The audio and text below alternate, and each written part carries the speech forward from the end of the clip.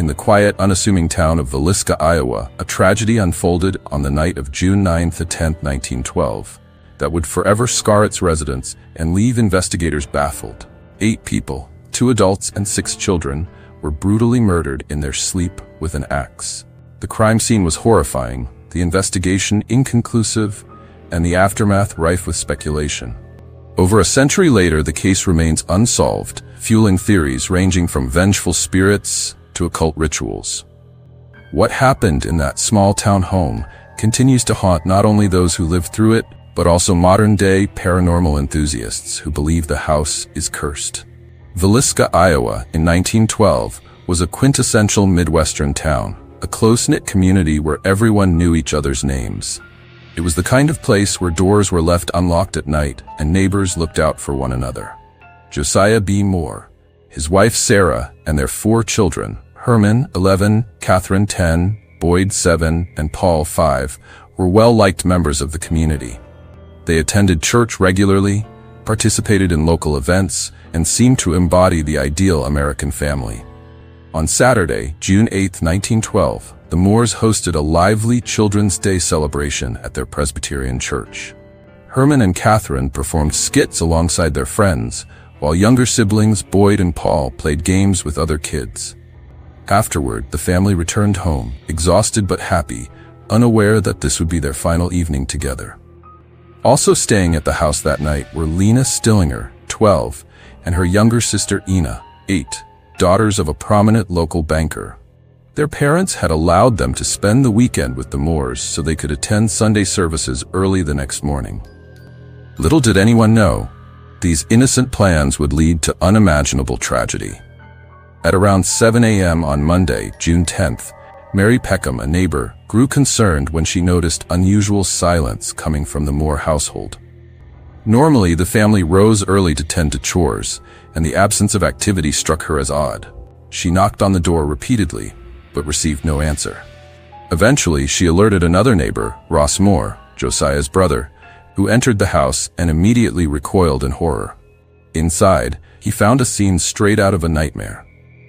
Josiah Moore lay dead in the downstairs bedroom, his skull crushed by multiple blows from an axe. Sarah Moore was discovered nearby, similarly mutilated. Her nightgown was pulled up, suggesting possible sexual assault before or after death.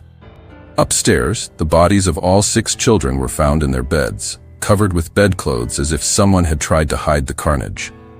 Each child bore devastating head wounds inflicted with brutal force. The murder weapon, a rusty, blood-stained axe belonging to Josiah himself, was left at the scene, abandoned carelessly near the victims. Adding to the horror, investigators noted signs of deliberate staging. Curtains drawn tightly shut, lamps placed strategically throughout the house, and even a plate of uneaten food left on the kitchen table. Whoever committed the murders took great pains to ensure the act went unnoticed until morning. Despite the shocking nature of the crime, evidence was scarce. No fingerprints were found on the axe or elsewhere in the house, leading some to believe the killer wore gloves. Footprints outside suggested someone had approached the residence from the alleyway behind it, but rainstorms earlier in the week washed away any definitive tracks. Several key details emerged during the investigation. 1. Locked doors. All entrances to the house were locked from the inside, indicating the perpetrator either had access to keys or managed to escape undetected. 2. Missing items. A purse belonging to Lena Stillinger disappeared, along with a watch owned by Josiah Moore. However, money and jewelry remained untouched, casting doubt on robbery as the motive. 3. Strange behavior. Several townsfolk reported seeing unfamiliar individuals lurking around Villisca in the days leading up to the murders. One man claimed he saw a tall stranger carrying a suitcase near the Moore property late Saturday night. Number 4. Church rivalries. Rumors circulated about tensions between Josiah Moore and certain members of the congregation. Some speculated jealousy over his leadership role, or rumors of infidelity might have motivated retaliation. 5. Occult connections. Later investigations revealed eerie symbols carved into walls and furniture, though whether these were pre-existing or added post-murder remains unclear. This discovery fueled whispers of satanic rituals or supernatural involvement. Over the years, several suspects were identified, though none were definitively linked to the crime.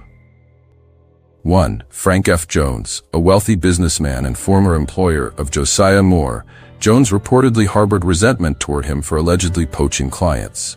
He became a prime suspect due to his wealth and influence, which allowed him to hire private detectives. However, no concrete evidence tied him to the murders. 2. William Mansfield. A traveling salesman with a violent past, Mansfield was implicated after similar axe murders occurred in other states. Witnesses claimed he was seen in Villisca around the time of the killings, but alibis and lack of physical evidence ultimately exonerated him. 3. Reverend George Kelly. Perhaps the most controversial figure, Reverend Kelly attended the Children's Day celebration and expressed bizarre behavior afterward, including claiming divine visions of impending doom. Arrested in 1917, he stood trial twice but was acquitted both times due to insufficient proof. Each suspect brought new hope of closure, only to leave investigators empty-handed once more. As decades passed without resolution, the focus shifted from human perpetrators to supernatural explanations. By the late 20th century, the Moore House gained notoriety as one of America's most haunted locations. Paranormal investigators documented numerous alleged phenomena, including EVP recordings. Electronic voice phenomena captured chilling whispers, cries, and laughter emanating from empty rooms.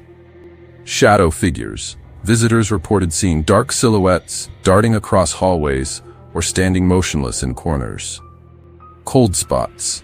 Sudden drops in temperature, often accompanied feelings of dread or unease, particularly in the children's bedrooms.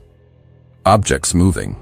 Items such as toys, books, and tools reportedly moved on their own, sometimes reappearing in different parts of the house entirely. Some believe the spirits of the murdered family remain trapped within the walls, unable to find peace. Others argue the house itself is cursed, attracting malevolent entities drawn to the residual energy of the massacre. Today, the Villisca Axe Murder House operates as a museum and tourist attraction, drawing thousands of visitors annually. Guided tours offer glimpses into the grim history of the property, while overnight stays allow brave souls to experience its reputed hauntings firsthand. For many, it serves as a sobering reminder of humanity's capacity for violence and the mysteries that continue to elude us. Efforts to solve the case persist, aided by advances in forensic science and renewed interest from amateur sleuths. Yet despite DNA testing and fresh analyses of old evidence, answers remain elusive. The identity of the killer or killers and their motives may never come to light. Was it a random act of madness, a calculated vendetta, or something beyond human understanding? What do you think happened that night? Let me know in the comments below. Thanks for watching. If you enjoyed this video, please give this video a like and subscribe for more chilling stories from the past. Until next time, stay curious and maybe keep an eye on your axe.